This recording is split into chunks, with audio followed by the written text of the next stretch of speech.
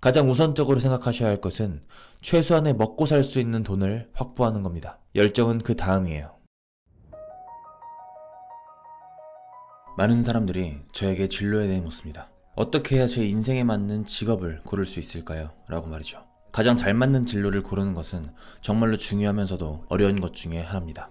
잘못된 진로를 선택하면 시간을 낭비할 수 있기 때문이에요. 그 시간이 몇 개월 또는 몇 년이 될 수도 있습니다. 이것을 경험해보신 분들은 이미 알 거예요. 사람들은 학교에서 전공을 고릅니다. 그리고 그 전공에 맞는 과목을 공부하죠. 그러다가 몇 개월이 지나면 여러분은 이런 말을 하기 시작할 겁니다. 사실 전 이 과목을 좋아하지 않아요. 저의 부모님이, 제 친구가 이게 좋다고 했을 뿐입니다. 솔직히 전 이게 싫어요. 제가 공부하고 있는 과목이 싫고 제가 다니고 있는 학교가 싫고 여기에서 경력을 쌓는 것도 마음에 들지 않습니다. 여러분들은 이런 생각을 하면서 다른 것들을 시도하기 시작할 겁니다. 그리고 몇 개월을 시도해본 뒤 뭔가 느낌이 오지 않아 진로를 바꾸죠. 사람들은 이렇게 몇 번을 반복하면서 많은 시간을 낭비합니다. 저의 경험을 말씀드려 볼게요. 저는 제가 여기에 앉아있을 거라고는 생각해 본 적이 없습니다. 제가 원했던 것은 오로지 저희 어머니를 먹여 살리기 위해서였어요. 그 당시 저희는 미국에 있었고 아버지는 홍콩에 계셨습니다. 저희 아버지는 파산하셨고 빚이 10억이 넘었어요. 그랬기 때문에 더 이상 저희에게 돈을 보내줄 수 없었어요. 그 당시에 저는 저의 진로에 대해서는 생각할 수도 없었습니다. 저는 그냥 돈이 필요했어요. 먹을 돈이 필요했고 그게 전부였습니다. 하지만 지금 저는 제 인생에서 가장 훌륭한 직업을 가지고 있다고 생각해요. 제가 일하고 싶을 때 일할 수 있고 제가 원하는 곳은 언제든지 갈 수 있으며 제가 원하는 사람들과 하고 싶은 것을 언제든지 할 수 있습니다. 제 직업이 가장 좋은 이유는 많은 사람들에게 영향을 줄 수 있다는 거예요. 그래서 저는 저에게 잘 맞는 직업을 가졌다고 생각합니다. 제가 여러분들에게 드릴 수 있는 첫 번째 조언은 경험입니다. 여러분들이 만약 젊은 사람이라면 여러분들에게 가장 잘 어울리는 스포츠가 뭔지 확신하지 못하실 거예요. 여러분들이 지금까지 농구만 해왔다고 생각해보세요. 그렇다면 여러분들이 오직 농구만이 여러분들이 좋아하는 일이라고 생각할 확률이 높습니다. 아니면 이것만이 나에게 가장 잘 맞는 운동이라고 생각할 수도 있어요. 하지만 충분히 경험해보지 않았는데 그렇다는 것을 어떻게 알 수 있을까요? 수영을 해보신 적이 있으십니까? 축구는 어떤가요? 탁구는 어떻습니까? 다른 운동은 해보셨나요? 여러분들이 많은 것들을 충분히 시도해봤다면 여러분들에게 맞지 않는 것을 제거하는 것은 쉬워질 거예요. 훨씬 더 빨라질 겁니다. 예를 들면 저는 그림을 그려봤지만 정말로 못 그립니다. 그래서 저는 예술가가 저에게 어울리지 않는다는 것을 잘 알고 있어요. 누군가에겐 좋은 일일 수 있겠지만 저에게는 어울리지 않는 직업입니다. 운동이나 스포츠 같은 것들도 저와 어울리지 않아요. 제가 좋아하지도 않고 잘하지 못한다는 것을 알고 있기 때문이에요. 아버지는 제가 변호사가 되길 원했습니다. 하지만 저는 변호사가 되는 것이 제 길이 아니라는 것을 알았어요. 그건 아버지가 원하는 길이었습니다. 사실 저는 소방관이 되고 싶었고 지금도 소방관이 나오는 영화를 정말로 좋아합니다. 저의 삼촌은 소방관이에요. 그래서 소방관이라는 직업에 대해서 더 많은 대화를 나눌 수 있었습니다. 결론적으로 소방관도 제 취향이 아니었어요. 그리고 나서 저는 무술을 배웠습니다. 무술을 가르치는 것이 재밌었고 무술교관이 되는 것이 목표가 되었습니다. 너무 재미있어서 평생 그 일을 하면 좋을 것 같았어요. 그때 전 가르치는 것을 좋아한다는 것을 알게 되었죠. 하지만 무술교관님은 집세도 못 내고 힘들어했습니다. 학생 수가 적었기 때문이에요.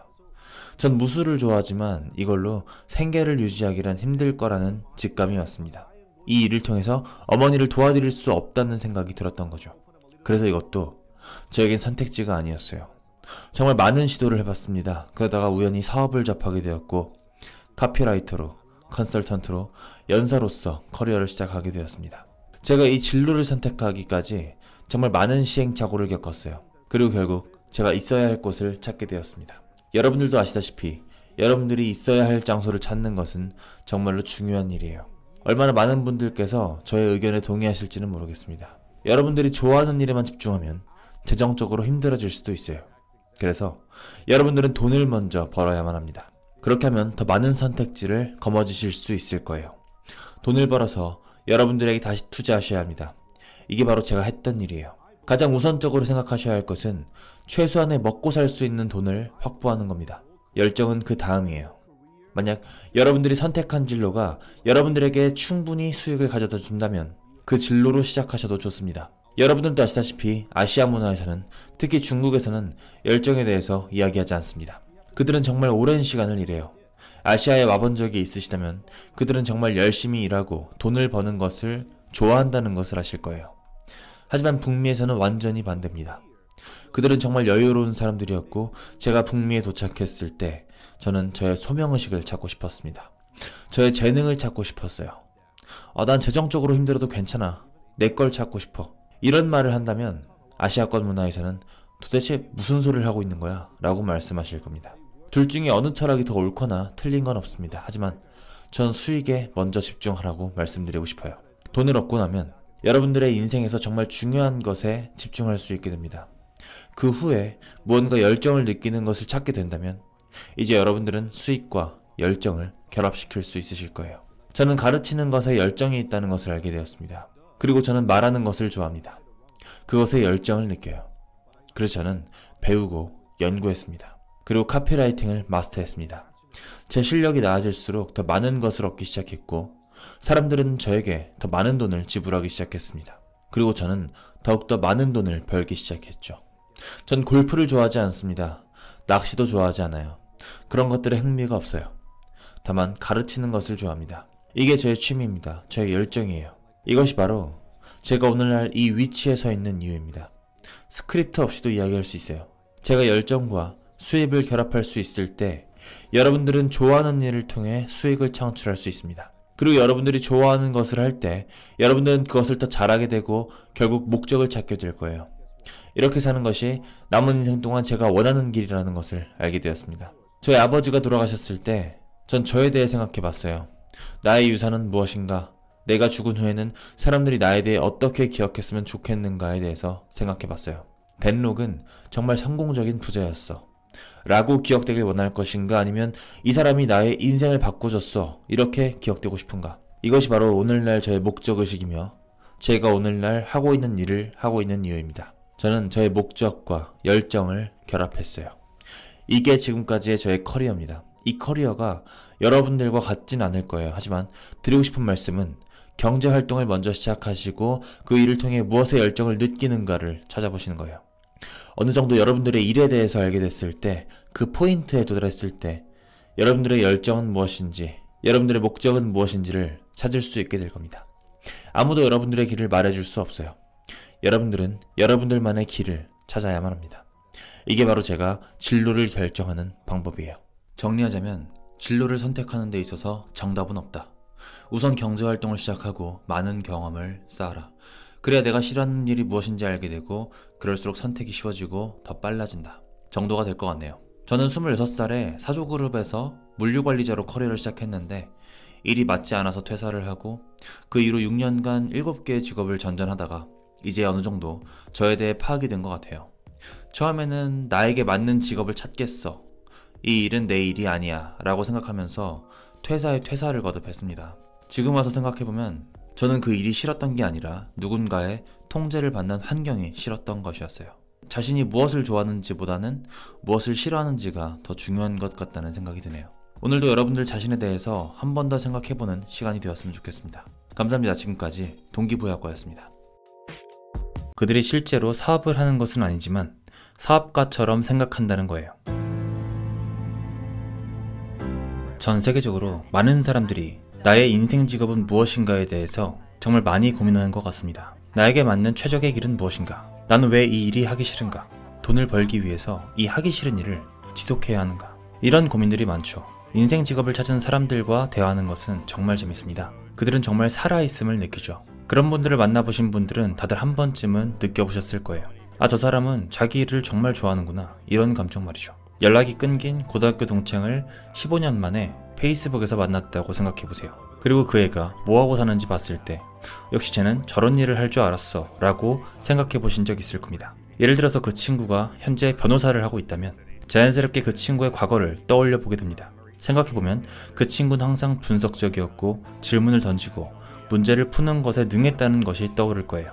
또는 선생님을 하고 있는 친구가 있다면 과거에 항상 남을 살피고 지도하는 것을 좋아했다는 것이 떠오르실 겁니다. 하지만 때때로 완전히 의외의 직업을 가지고 있는 친구들도 있죠. 자신만의 직업을 찾은 사람들은 결국 자신이 좋아하는 것, 잘하는 것을 찾기 위해서 많은 경험을 해보고 결국 찾아내죠. 이들의 공통점은 그들이 실제로 사업을 하는 것은 아니지만 사업가처럼 생각한다는 거예요. 이것은 사업을 시작하고 창업을 시작하는 것과는 전혀 관련이 없습니다. 하지만 사업가처럼 생각하는 것은 현대사회에서 필수적인 마음가짐이에요. 여러분들은 여러분들의 커리어를 위해서 수많은 기관이나 회사와 일하게 될 겁니다. 제가 캐나다 온타리오주의 한 여자 소방관과 인터뷰를 한 적이 있어요. 20년 전에는 그 마을에 여자 소방관이 없었습니다. 하지만 그녀는 이 시스템을 거부하고 방법을 찾아냈어요. 그녀는 정말로 소방관이 되고 싶었고 힘들지만 이 모든 테스트를 통과하겠다고 결심했죠. 그리고 결국 해냈습니다. 직원일지라도 항상 스스로가 자신의 인생 사업을 경영하는 사업가로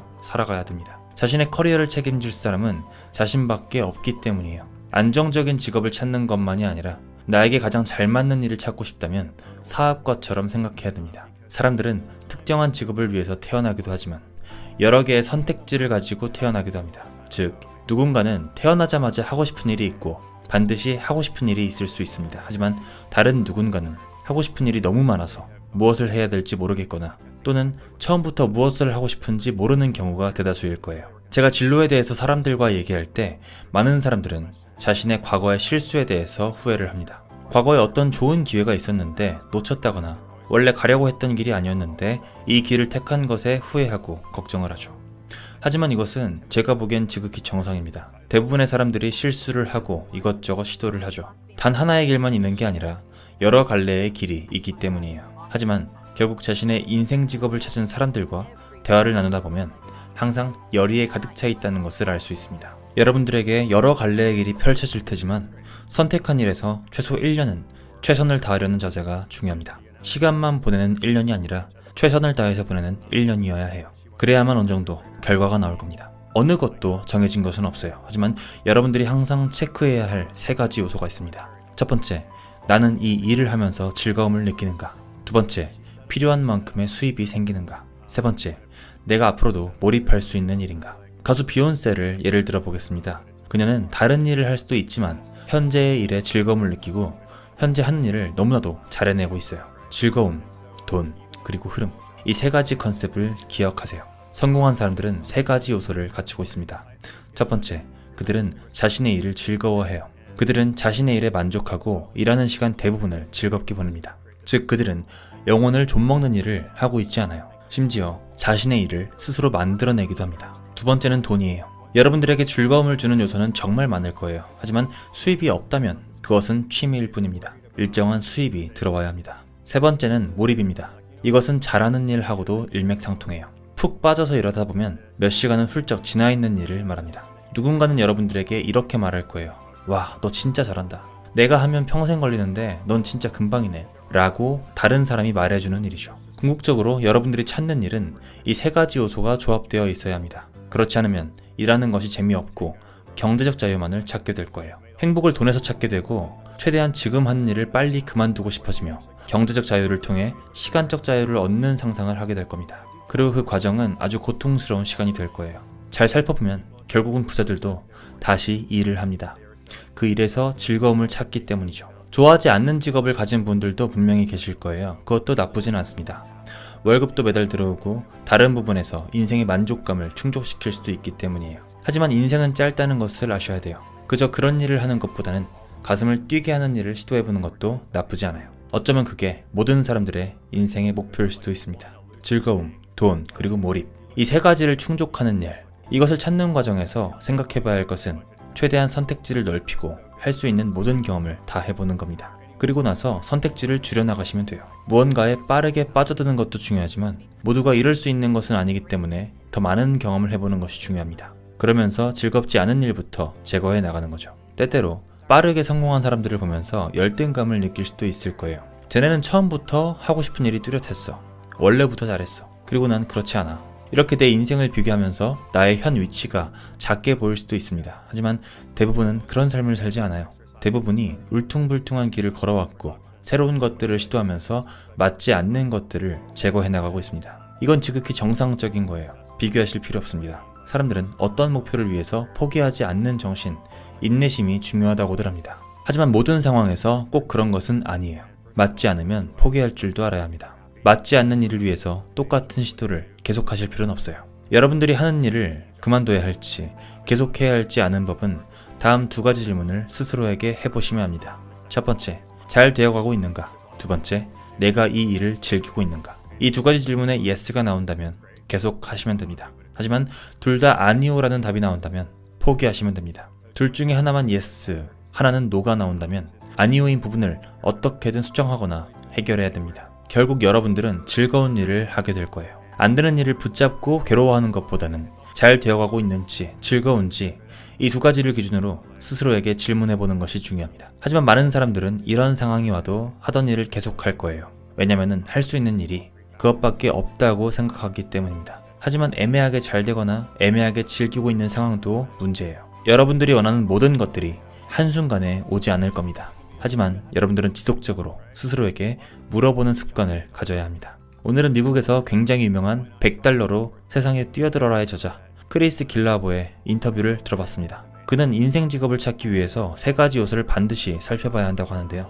첫 번째, 일이 즐거운가? 두 번째, 돈이 되는가? 세 번째, 몰입이 되는가? 반드시 좋아하고 잘하는 일을 하면서 살아갈 필요는 없다고 생각합니다. 행복한 인생과 내 분야에서 성공하는 것이 목표가 아니라면 말이죠. 잠자는 시간보다 더 많은 시간을 일해야 되는 현대사회에서 여러분들이 즐겁게 몰입할 수 있는 여러분들만의 직업은 무엇인지 다시 한번 생각해보는 하루가 되었으면 좋겠습니다. 감사합니다. 지금까지 동기부여학과였습니다.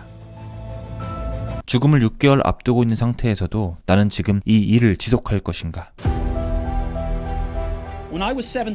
저는 17살 때 이런 문구를 읽은 적이 있습니다. 만약 당신이 하루하루를 인생의 마지막 날처럼 산다면 언젠가는 그 말이 맞을 것이다. 이 말은 저에게 큰 인상을 남겼습니다. 그리고 지난 33년 동안 매일 거울을 보면서 제 자신에게 물어봤죠. 만약 오늘이 내 인생의 마지막 날이라면 난 무엇을 하고 싶고 또 오늘은 무엇을 할 것인가? 지금 하고 있는 일이 정말 내가 하고 싶은 일인가? 이 질문에 대한 대답이 매일매일 연속적으로 노라는 걸 알게 됐을 때 저는 무언가를 바꿔야겠다고 생각했습니다. 난 머지않아서 곧 죽을 거야 라고 생각하는 것은 인생에 있어서 큰 결정을 하는데 도움을 줄 겁니다. 남들의 기대라든지 자존심, 실패에 대한 두려움과 창피함, 이런 것들은 죽음과 직면하면 멀어지기 때문이죠. 정말로 중요한 것만 남겨놓고 모두 멀어지게 될 거예요. 곧 죽을 거라고 생각하는 것, 이렇게 생각하는 것은 무언가의 도전을 앞두고 있을 때 중요한 것을 잃게 될 것이다 라고 생각하는 생각의 늪에서 빠져나올 수 있는 가장 좋은 방법입니다. 여러분들은 이미 잃을 게 없습니다. 여러분들의 가슴을 따르지 않을 이유가 없습니다. 1년 전 저는 암 진단을 받았어요. 아침 7시 30분에 검사를 받았고 췌장에 종양이 있는 게 확실했습니다. 의사가 말하기를 이것은 치료가 불가능한 암의 일종이며 3개월에서 6개월밖에 남지 않았다고 말했죠. 의사는 집에 가서 일들을 정리하라고 조언했습니다. 죽음을 준비하라는 뜻이었죠. 그날은 하루 종일 죽음을 앞두고 살았어요. 그날 저녁에 저는 정밀 검사를 받았고 저의 와이프는 검사 결과를 듣자마자 울었습니다. 왜냐면 이 병은 굉장히 희귀한 형태의 췌장암이었고 수술로 치료가 가능하다는 걸 알게 됐기 때문입니다. 저는 수술을 받았고 감사하게도 지금은 괜찮습니다. 이 경험은 제가 죽음에 가장 가까이 갔었던 경험이에요. 경험을 해봤기 때문에 더욱 확신을 가지고 말할 수 있습니다. 아무도 죽는 것을 원하지 않습니다. 심지어 천국에 가고 싶은 사람들도 그곳에 가기 위해 죽음을 선택하지는 않습니다. 하지만 죽음은 종착지예요. 우리 모두는 죽음을 피할 수 없다는 것을 알고 있어요.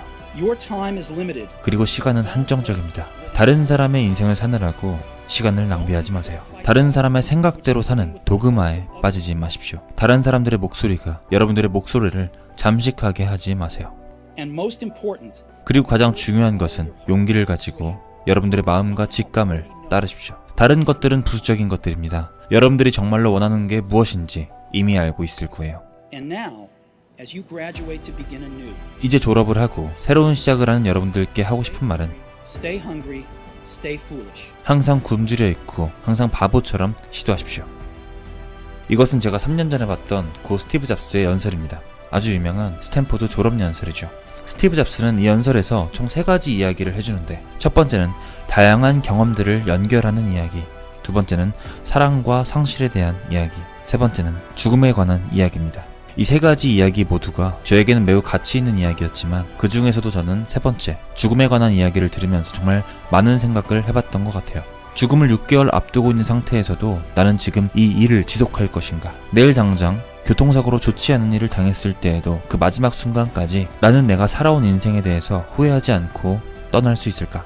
여러분들은 이 연설에 대해서 어떻게 생각하십니까? 나와는 다른 세계에 살고 있는 성공한 자의 우쭐함으로 들리시나요? 아니면 여러분들의 삶에 적용해보고 싶은 하나의 자극제로 들리십니까? 여러분들의 의견을 댓글로 남겨주시면 감사하겠습니다. 감사합니다. 지금까지 동기부여학과였습니다. The first story is about connecting the dots. When my parents promised 저를 입양한 부모님은 저를 반드시 대학에 보내겠다고 약속했습니다. 그게 바로 저를 입양하는 조건이었기 때문입니다. 17년 뒤에 저는 아주 순수한 마음으로 대학을 선택했습니다. 제가 선택한 대학은 학비가 정말 비싼 스탠포드 대학이었어요. 선택할 당시에는 이렇게 비싼지 몰랐습니다. 저의 부모님은 지금까지 살면서 모아놓은 돈의 대부분을 제 학비로 지불하였고 6개월 뒤에 저는 이런 생각이 들었습니다. 난 지금 내가 무엇을 하고 있는지 모른다. 그리고 지금 다니고 있는 이 대학이 내 인생에 어떤 도움이 될지 모른다. 그리고 이 대학을 다니는데 필요한 모든 학비는 부모님이 평생 모아놓은 돈을 낭비하고 있는 것과 같다. 이런 생각이 드는 순간 저는 중퇴를 결심했습니다. 이 결정을 하는 그 순간만큼은 정말로 두려웠어요. 하지만 지금 와서 돌이켜보면 제가 지금까지 한 결정 중에서 가장 잘한 선택이었습니다. 하지만 더 이상 기숙사의 방과 같은 좋은 방은 없었습니다. 친구의 집 바닥에서 잠을 잤어요. 음식을 사기 위해 콜라병을 모아서 팔기도 했고 한 끼를 먹기 위해서 7마일이나 떨어져 있는 절까지 걸어가기도 했습니다. 중퇴를 한 이후에는 저는 제가 싫어하는 과목을 억지로 듣는 대신에 제가 좋아하는 과목에 몰입하기 시작했습니다. 리드 컬리지에서 그 당시 가장 유명한 캘리그래피 수업을 수강했어요. 저는 자퇴했기 때문에 정규 수업을 들을 수는 없었어요. 캘리그래피 수업만 수강할 수 있었습니다. 그 수업에서 저는 세리프 그리고 산세리프와 같은 필체에 대해서 배울 수 있었고 어떻게 하면 필체를 예쁘게 만들 수 있는지에 대해서 배웠습니다. 그리고 전 이것에 완전히 매료되어 버렸어요. 제가 경험한 이 모든 것들은 제가 어딘가에 사용하기 위해서 배운 게 아니었습니다. 하지만 10년이 지나고 제가 첫 번째 매킨토시 컴퓨터를 디자인할 때 아주 유용하게 사용되었습니다. 그리고 그것은 세상에서 가장 아름다운 글씨체를 가진 첫 번째 컴퓨터가 되었죠. 어느 날 윈도우가 맥을 카피하려고 시도했을 때 전 깨달았습니다. 더 이상 그 어떤 컴퓨터도 맥과 같은 아름다운 컴퓨터를 만들어낼 수 없다는 것을 말이죠. 만약에 제가 중퇴를 하지 않고 필체 강의를 수강하지 않았더라면 지금과 같은 멋진 컴퓨터는 만들어질 수 없었을 겁니다. 그 당시에는 이 모든 것들이 연결되어 있을 거라고 생각하지 못했어요. 그리고 10년이 지난 지금 아주 명백하게 드러난 사실이 있습니다. 그것은 미래를 생각하면서 이 점들을 연결시킬 수는 없다는 겁니다. 하지만 과거를 돌아본다면 이 모든 점들은 연결할 수 있다는 거죠. 그래서 여러분들은 그 점들이 미래에 어떻게든 연결될 것이라는 것을 믿으셔야 합니다. 여러분들의 본능, 운명, 인생, 카르마, 무엇이 되었든 간에 말이죠. 이 하나하나의 점들이 연결되어서 나만의 길을 만들어줄 것이라는 믿음. 이 믿음이 여러분들이 정말로 끌리는 것을 시도할 수 있는 또 지속할 수 있는 자신감을 심어줄 거예요. 한편으로는 그 선택이 여러분들을 비포장도로로 내몰 수도 있어요. 하지만 이것은 여러분들과 여러분들의 경쟁자들과의 차이를 만들어줄 겁니다. 저번 영상에 이어서 이번 영상은 스티븐 잡스의 졸업연설에서 말하는 3가지 이야기 중에서 그 첫 번째 이야기입니다. 경험들을 연결하는 것에 대한 이야기죠. 스티브 잡스는 대학교를 자퇴한 이후에 리드 컬리지에서의 캘리그래피 수업, 여기서 배웠던 지식을 첫 매킨토시 컴퓨터를 만들 때 폰트에 적용했습니다. 그는 의도하지 않았습니다. 그저 그가 흥미롭게 느꼈던 부분을 그의 사업에 적용한 것이죠. 그리고 이 경험은 그가 경쟁자들로부터 차별화를 하는데 아주 큰 도움을 줬습니다. 윈도우는 결국 맥을 카피할 수 없었던 것처럼 말이죠. 수많은 창의력과 아이디어는 바로 경험에서 나온다고 생각합니다. 본인이 흥미를 느껴서 경험했던 것들이나 우연치 않은 기회에 접했던 경험들, 이 많은 결정들이 조합되어서 특정 문제를 해결할 수 있는 번뜩이는 아이디어가 떠오르게 해주기도 하고 내가 앞으로 나아갈 방향을 제시해주는 방향타 역할을 하기도 합니다. 제가 이커머스에 관심을 갖게 된 것도 지금 와서 생각해보면 집에 돌아다니는 제품을 중고로 인터넷에 올려봤고 팔리는 것을 경험하고 또 자는 동안에도 주문이 들어오는 것을 경험하면서부터였던 것 같아요. 모든 경험들은 연결되어 있다 라는 스티브 잡스의 조언을 상기하면서 오늘도 많은 시도와 사소한 도전을 해보려고 합니다. 다양한 경험을 할 수 있는 하루가 되었으면 좋겠습니다.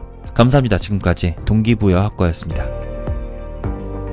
그것이 바로 여러분들이 혼란스러워하는 이유예요. 전 유튜브에서 다음과 같은 질문을 많이 받습니다. 돈 없이 어떻게 사업을 시작할 수 있을까요? 고등학생이라면 어떻게 시작해야 됩니까? 20대라면 어떻게 시작해야 할까요? 아주 간단합니다. 직업부터 구하세요. 실력을 키우고 싶으신가요? 책을 사고 싶으신가요? 교육을 받고 싶으신가요? 그러려면 돈이 필요합니다. 살아남기 위해서, 그리고 먹기 위해서도 돈은 반드시 필요하죠. 하지만 사람들은 일을 하기 싫어하는 것 같아요. 영상만 시청하길 좋아하고 항상 불평을 내려놓습니다. 그리고 다시 물어보죠. 어떻게 해야 합니까? 제발 뭐라도 하시고 직업부터 구하세요. 무슨 일이든 상관없습니다. 여러분들에게는 무언가를 배우고 익힐 때까지 필요한 아주 약간의 돈이 필요할 뿐이에요. 당장 능력이 없다면 슈퍼마켓에서 일하는 것도 좋습니다. 화장실 청소도 괜찮아요. 선반을 진열하는 것도 좋습니다. 저조차도 그 시기를 겪어냈어요. 사업가가 되고 싶다고요? 그런 소리 하지 마시고 직업부터 구하십시오. 일자리도 못 구하는데 무슨 사업입니까? 이게 첫 번째입니다.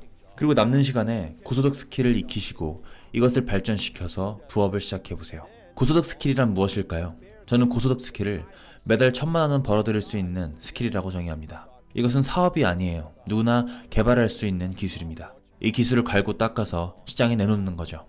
그리고 돈과 교환하시는 겁니다. 우선 여러분들의 시간과 돈을 맞바꾸는 것부터 시작하세요. 여러분들이 무슨 일을 하든지 간에 여러분들은 낮에 일을 하고 쉬는 시간에는 발전하는 시간을 가져야만 합니다. 고소득 스킬을 키우시는 시간이라고 생각하시면 돼요. 이 스킬을 키우면서 점점 더 많은 돈을 벌게 될 겁니다. 그게 뭐든지 간에 그 기술을 개발하고 연마하세요. 그러면 어느 순간부터는 이 기술로 벌어들이는 수입이 월급을 초과하는 순간이 올 겁니다. 200만원, 300만원, 400만원으로 증가하기 시작할 거예요. 그때 일을 그만두시고 여러분들의 고소득 스킬을 가지고 풀타임으로 달려나가세요. 여러분들은 그 돈으로 여러가지 비용을 지불해야 할 것이며 먹기도 해야 할 것이며 가족들을 돌보기도 해야 될 겁니다. 아주 괜찮은 삶이 되겠죠. 만약 사업을 시작하고 싶다면 여기서부터 시작하셔야 합니다. 이 영상을 보고 있는 여러분들의 문제는 이것을 이루기 전부터 기업가 정신에 대해서 이야기한다는 거예요. 사업가가 되고 싶어하고 하룻밤 사이에 이 위치까지 올라오기를 원합니다. 이 전의 과정들을 건너뛰고 여기까지 오기를 바란다는 겁니다. 그리고 그런 일은 쉽게 일어나지 않아요. 여러분들이 하나하나 단계를 밟아 나가는 게 아니라 단숨에 올라가길 원한다면 그 생각이 여러분들을 아무것도 못하게 마비시킬 겁니다. 무슨 일을 하더라도 단숨에 올라갈 수 없을 것처럼 느껴질 거예요. 아무것도 하기 싫어지고 또 다른 무언가를 찾아서 떠나게 될 겁니다. 이것을 명심하세요. 맨 밑바닥에서 맨 위로 한 번에 올라가는 것은 절대로 불가능합니다. 여러분들의 현 위치는 어디인가요? 맨 아래에서부터 시작하셔야 합니다. 일자리부터 구하시고요. 한 달에 100만원, 200만원이라도 벌어보시는 거예요. 그리고 스킬을 익혀서 부업부터 작게 시작해보세요. 그리고 그것을 발전시키고 고소득 스킬로 만들어보는 거예요. 이 스킬을 가지고 300만원, 400만원, 그리고 1000만원까지 올려보세요. 실력을 갖추시고 마케팅을 하시고 세일즈를 하세요. 사업은 그 후에 시작됩니다. 팀을 꾸리시고 원하는 규모로 조정하시고 키워나가시면 됩니다. 이런 과정을 통해서 여러분들이 원하는 위치에 점점 더 가까워지게 되실 거예요. 투자는 그 다음입니다. 여러분들의 돈이 여러분들을 위해서 일하게 하세요. 여러분들이 1단계에 있다면 1단계에 대한 질문만 하시면 됩니다. 1단계에서 6단계에 관한 질문을 하실 필요는 없어요. 단계에 맞는 질문을 하시고 모든 과정을 겪어내시길 바랍니다. 온라인에는 수많은 조언들이 넘쳐납니다. 문제는 여러분들이 그것을 필터링 할 수 없다는 거예요. 무엇이 여러분들에게 정말로 필요한 조언인지 알지 못한다는 겁니다. 그것이 바로 여러분들이 혼란스러워하는 이유예요. 현재 여러분들의 위치에 맞는 조언을 찾아내야 합니다. 투자할 돈도 없는데 투자에 대한 조언을 구한다. 팔 수 있는 물건도 없고 팔 수 있는 서비스도 없는데 돈은 벌고 싶고 사업가가 되고 싶다. 현재 단계에 맞는 적합한 조언을 받아들이시고 그것을 통해서 실행에 옮기고 점차 다음 단계로 이동하십시오. 여러분들이 정말로 잘 해내시고 포기하지 않고 지속적으로 해낼 수만 있다면 언젠가는 여러분들이 원하는 레벨까지 도달하실 수 있을 거예요. 하지만 하룻밤에 저 위치까지 올라가실 수는 없을 겁니다. 우리는 마음이 급하기 때문에 레벨 1에서 레벨 6으로 한 번에 올라가려는 경향이 있는 것 같습니다. 그리고 좌절감은 여기서 시작되는 것 같아요. 한 번도 내가 원하는 것을 빠르게 얻었던 적은 없었다. 장사의 신 은현장 대표님께서도 이렇게 말씀하셨듯 마음은 슬로우하게 하지만 행동은 빠르게 해보는 것은 어떨까요? 감사합니다. 지금까지 동기부여과였습니다. 여러분들은 지금 예일대를 25년 동안 다녔던 사람들이 알아내지 못했던 일을 해냈습니다. 25번째 대학 동창의 마지막 날이었습니다. 텐트 안에서는 시끄러운 파티가 열리고 있었고 사람들은 시끄러워서 한두 명씩 텐트 밖으로 나오기 시작했어요. 덕분에 저는 사람들이 하는 이야기를 엿들을 수 있었고 얘기에 참여하기 시작했습니다. 저는 친구들을 20년 동안 보지 못했어요. 그리고 동창회에서 만난 그들과 이야기하면서 놀라운 사실을 발견했습니다. 그들은 인생에서 만족감을 느끼지 못하고 있었으며 이런 말을 했습니다. 저는 인생을 낭비한 것 같아요. 그리고 어찌저찌 살다 보니까 인생이 절반이나 흘렀네요. 도대체 제 인생이 뭔지 모르겠습니다. 전 예일대를 나왔습니다. 덕분에 특권을 누렸다고 생각해요. 저와 이야기한 사람들도 모두 특권층이었고 모두 고등교육을 받았어요. 경제적으로도 넉넉했고 사회적으로도 권력자의 위치에 있었습니다. 집도 한 채가 아니라 두 채씩 있었고 배우자도 한 명이 아니라 두 명씩 있었습니다. 이건 농담이에요. 하지만 그들의 80%는 자신의 삶에 만족하지 못했습니다. 오직 20%만이 행복하다고 말했죠. 그들을 관찰하면서 느낀 점은 그들에게는 삶의 목적이 있었다는 겁니다. 그들은 이 5가지를 확실히 알고 있었어요. 당신은 누구인가? 무엇을 해왔는가? 그 일이 내가 아닌 누구를 위한 일이었는가? 그들은 무엇을 원하고 필요로 했는가? 그로 인해서 그들에겐 어떤 변화가 있었는가를 말이죠. 어렵게 들리실 겁니다. 왜냐면 이런 것들을 생각해 보신 적이 없기 때문이에요. 사실은 정말 간단한 것들인데도 말이죠. 너무 간단해서 여러분들도 5분 안에 삶의 목적을 찾을 수 있을 겁니다. 자, 그럼 한번 찾아볼게요. 제가 셋을 세면 여러분들의 이름을 외쳐보세요. 하나, 둘, 셋. 좋습니다. 그게 바로 여러분들이에요. 자, 그럼 여러분들은 무슨 일을 하시죠? 하나, 둘, 셋. 대답하기 쉽지 않았을 거예요.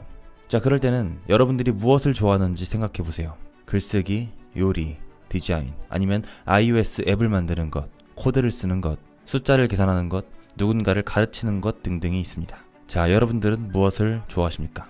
너무 많은 것들이 떠오른다면 이렇게 해보세요. 여러분들이 남들에게 잘 가르칠 수 있는 것 중에 가장 자신 있는 한 가지는 무엇입니까? 하나, 둘, 셋. 좋았습니다. 그게 바로 여러분들이 하는 일이에요. 여러분들은 그 일을 누구를 위해 하고 있나요? 하나, 둘, 셋. 좋습니다. 그 사람들은 무엇을 원하고 필요로 합니까? 여러분들을 찾아온 그들에게 여러분들이 줄 수 있는 것은 무엇인가요? 한두 마디로 말씀해보세요. 하나, 둘, 셋. 자, 이제 그것을 통해서 그 사람들은 어떤 변화를 겪게 될까요? 하나, 둘, 셋. 2, 3, 4, 5. 좋습니다. 여러분들은 지금 예일대를 25년 동안 다녔던 사람들이 알아내지 못했던 일을 해냈습니다. 축하드려요. 이 공식은 왜 그렇게 강력할까요? 인생의 목적을 찾기 위해서 알아야 할 5가지 중에 2가지는 내 자신에 관한 것, 그리고 나머지 3개는 다른 사람들에 관한 것입니다. 이 공식은 여러분들의 생각이 바깥을 향하도록 만듭니다. 자신의 인생에 만족감을 느끼는 20%의 사람들, 그들의 생각은 바깥을 향했어요. 안쪽을 향하지 않았습니다. 그들은 자신들이 누구를 섬기고 그 사람들에게 무엇이 필요한지, 그리고 그 결과로 인해서 사람들이 어떻게 변해가는지를 매우 잘 알고 있었어요. 그리고 어떤 분야에서든 자기의 분야에서 가장 성공한 사람들은 그들이 어떤 서비스를 받느냐보다 그들이 어떤 사람들에게 어떤 서비스를 제공하냐에 더욱 집중했다는 것을 알 수 있습니다. 여러분들이 다른 사람들을 행복하게 해준다면 인생은 여러분들에게 인생이 무엇인지를 알려줄 거예요. 누군가가 여러분들에게 무슨 일을 하냐고 물어봤을 때 대답하기가 어렵다면 이렇게 말씀해보세요. 여러분들이 하는 일이 사람들을 어떻게 변화시키는가를 말이죠. 예를 들어 이렇게 말할 수 있습니다. 전 아이들에게 멋진 꿈을 줍니다. 전 아이들을 위한 책을 씁니다. 저는 사람들이 가장 멋있게 보이고 그렇게 느낄 수 있도록 돕습니다. 저는 사람들이 저렴한 비용으로 그들을 꾸밀 수 있도록 의류 디자인을 합니다. 저는 사람들이 세상에 훌륭한 일을 할 수 있도록 돕습니다. 저는 기업가와 창의적인 사람들이 단호한 행동을 취할 수 있도록 훈련시킵니다. 저는 사람들이 최고의 작품을 세상에 내놓을 수 있도록 돕습니다. 이 모든 것들이 여러분들의 엘리베이터 피치가 될 수도 있어요. 누군가에게 여러분들이 하는 일을 짧고 강력하게 어필할 때 사용될 수 있다는 말입니다. 누군가가 여러분들에게 무슨 일을 하냐고 물어봤을 때 저는 아이들에게 멋진 꿈을 줍니다 라고 대답을 한다면 그 사람은 여러분들에게 어떻게 당신은 아이들에게 멋진 꿈을 심어줍니까? 어떻게 당신은 사람들이 가장 멋지고 기분 좋게 보이도록 도울 수 있습니까? 어떻게 당신은 사람들이 자신의 가장 위대한 작품을 세상에 내놓을 수 있도록 돕습니까? 라고 자연스럽게 질문하게 될 겁니다. 그리고 여러분들은 그들에게 자연스럽게 그 다음 이야기를 공유할 수 있을 거예요. 그리고 어떻게 그들에게 도움을 줄 수 있고 여러분들이 그들에게 왜 필요한지를 어필할 수 있을 겁니다. 저는 동기부여학과를 운영하면서 그리고 다양한 해외 프로그램들을 이수하면서 제 인생의 목적의식을 정립했어요. 저의 목적의식은 사람들이 자신만의 성공을 쟁취하는 과정에서 헤매지 않도록 돕는 겁니다. 이 한 문장을 뽑아내기 위해서 정말 오랫동안 고민을 했던 것 같아요. 이 한 문장이 저의 인생에 있어서 적어도 저의 진로를 위한 모든 선택과 결정을 하는 데 있어서 우선순위와 기준점이 되어 주었고 많은 고민을 해결해 주었습니다. 만약 여러분들에게 선택지가 너무 많아서 머리가 복잡하고 우선순위가 정리가 되지 않는다면 인생의 목적의식부터 만들어 보는 것은 어떨까요? 그렇게 한다면 여러분들의 인생이 한결 더 심플해지고 무엇에 집중해야 되는지가 선명해질 것이라고 생각합니다. 감사합니다. 지금까지 동기부여과였습니다. 인생의 행복이 부나 명예, 열심히 노력하는 데에 있지 않았다는 겁니다. 우리의 인생을 건강하고 행복하게 만들어주는 것은 무엇일까요? 여러분들이 여러분들만의 최고의 미래를 위한다면 시간과 에너지를 어디에 쓰시겠습니까? 저희는 1980년에서 2000년대에 태어난 밀레니얼 세대에게 물어봤어요. 그들의 인생에서 가장 중요한 목표가 무엇이냐고 말이죠. 그들 중에 80% 이상은 부자가 되고 싶다고 말했습니다. 그리고 그들 중에 50%는 유명해지는 것이라고 말했죠. 우린 더 좋은 삶을 살기 위해서 계속해서 더 열심히 일하고 더욱더 성취하려고 합니다. 세상도 그것을 부추기는 것 같아요. 이런 현상을 연구하기 위해서 하버드 대학교의 연구자들은 무엇이 사람을 행복하게 하고 건강하게 하는지 알아보기 시작했습니다. 이 연구는 75년간 724명의 인생을 추적하는 것이었어요. 아마 역대 최장 기간에 걸친 인생 연구였을 겁니다. 1938년부터 그들은 두 개의 집단을 추적했어요. 첫 번째 집단은 연구 대상자들이 하버드 대학교 2학년일 때부터 시작을 했죠. 그들 모두가 2차 세계대전 중에 대학을 졸업했고 대부분이 전쟁에 참전했습니다. 그리고 다른 집단은 보스턴의 가장 가난한 지역에서 태어난 소년들이었어요. 그들을 연구 대상으로 선택한 이유는 1930년대 가장 불우한 가정에서 태어났기 때문이었죠. 그들 중 대부분은 온수도, 냉수도 제대로 나오지 않는 빈민가에 살았습니다. 연구진은 설문지만 보내는 게 아니라 연구 대상을 찾아가서 인터뷰도 하고 주치의로부터 의료 기록도 받기도 했어요. 피를 뽑고 뇌를 촬영했죠. 정말 다양한 방법으로 그들의 생활을 면밀히 추적해왔습니다. 이렇게 75년간 쌓아온 수만 페이지의 인생 데이터를 통해서 우리가 배운 것은 무엇일까요? 그것은 바로 인생의 행복이 부나 명예, 열심히 노력하는 데에 있지 않았다는 겁니다. 이 연구의 가장 분명한 메시지는 좋은 관계가 우리를 건강하고 행복하게 만든다는 사실이었어요. 우리는 관계에 관한 세 가지 커다란 교훈을 얻었습니다. 첫 번째는 사회적인 연결은 유익하지만 고독은 해롭다는 것이었죠. 연구 결과 가족이나 친구, 공동체에서 사회적인 연결이 긴밀할수록 더 행복하고 신체적으로 건강하고 오래 사는 것으로 나타났어요. 반면에 고독은 매우 유해한 것으로 나타났습니다. 다른 사람들로부터 본인이 원하는 것 이상으로 고립되어 있는 사람들은 행복감을 덜 느낄 뿐만 아니라 중년기의 건강이 더 빨리 악화되고 뇌 기능도 일찍 저하되면서 외롭지 않은 사람들보다 수명이 더 짧게 나타났습니다. 우리는 주변에 사람이 아무리 많아도 고독할 수 있어요. 결혼을 해도 고독할 수 있습니다. 그래서 중요한 두 번째 교훈은 행복은 친구가 얼마나 많은가, 알고 있는 지인이 얼마나 많은가가 아니라 관계의 질이 무엇보다 중요하다는 사실입니다. 갈등 속에서 사는 것은 우리 몸에 아주 해로워요. 예를 들어서 애정 없이 갈등만 잦은 결혼은 어쩌면 이혼보다도 더 건강에 해로울 수 있습니다. 반면에 바람직하고 따뜻한 관계는 건강을 지켜준다고 해요. 50대에 관계에 대한 만족도가 높았던 사람들은 80세에 가장 건강했습니다. 바람직하고 친밀한 인간관계가 나이 먹는 고통에 완충제 역할을 해줬던 거예요. 가장 배우자 만족도가 높았던 남녀 80대를 대상으로 설문해본 결과 그들은 신체적으로 고통이 심한 날에도 마음은 행복하다고 답했어요. 하지만 불행한 관계를 맺고 있던 사람들은 신체적인 고통이 심한 날에는 그 고통이 감정적인 고통에 의해서 더욱 극대화된다고 말했죠. 그리고 세 번째 교훈은 좋은 관계가 우리의 몸뿐만 아니라 뇌를 보호해준다는 사실이었습니다. 연구 결과에 따르면 애착으로 단단하게 연결된 80대 부부는 그렇지 않은 80대보다 더 건강했어요. 자신이 힘들 때마다 배우자가 의지가 되어줄 거라고 여기던 사람들은 그렇지 않은 사람들보다 기억력이 더 오래 갔다고 합니다. 반면에 관계를 맺고 있는 상대방이 의지가 되지 않는다고 느끼는 사람들은 훨씬 더 빠른 기억력 감퇴를 보였습니다. 착각하면 안 되는 게 이 좋은 관계라는 것이 항상 원만한 관계를 뜻하진 않아요. 연구 대상이었던 80대 부부 중에 몇몇은 허구한 날 싸웠죠. 하지만 여전히 힘든 일이 있을 때 서로가 의지가 되어줄 거라고 믿고 있었고 그들의 다툼은 그들의 기억력에 큰 타격을 주지 않았습니다. 친밀하고 좋은 관계가 건강과 행복에 좋다는 메시지는 옛날부터 내려오던 이야기예요. 근데 왜 이렇게 깨닫기 어려울까요? 왜 우리는 자꾸만 이 간단한 사실을 잊게 될까요? 우리는 인간이기 때문이에요. 인간은 빠른 해결책을 너무나도 좋아합니다. 즉시 손에 넣을 수 있는 것을 원하고 우리의 삶을 계속해서 행복하게 만들어줄 것을 원하죠. 사람들과 관계를 맺는 것은 때로는 골치가 아프기도 하고 복잡하기도 합니다. 그리고 가족과 친구를 열심히 챙기는 것이 그렇게 매력적이거나 멋진 일처럼 보이지도 않아요. 심지어 이것은 단기간에 끝나는 게 아니라 평생 해야 되는 일이죠. 하지만 기억해야 할 것은 75년간의 연구에서 은퇴 후에 가장 행복했던 사람들은 직장 동료와 친구가 되기 위해서 적극적으로 노력했던 사람들이었으며, 이들도 마찬가지로 지금의 밀레니얼 세대처럼 그들의 젊은 시절에는 부와 명성, 높은 성취를 추구해야만 멋진 삶을 살 수 있을 거라고 진심으로 믿었던 사람들이었습니다.